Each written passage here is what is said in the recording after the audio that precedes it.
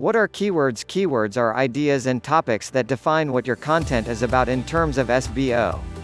They're the words and phrases that searches enter into search engines or so-called search queries.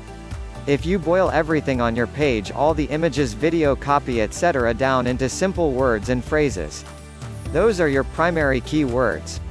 As a website owner and a content creator, you want the keywords on your page to be relevant to what people are searching for so that they have a better chance of finding your content among with the results.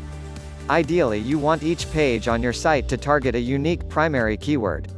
Generally speaking, your home page will target a very broad industry term, and as you create category pages, put out pages, I know it goes they would drill down into the particular category of your website and target specific needs. So for this video, I hope you enjoyed it. Thanks for watching. Thanks for listening and goodbye.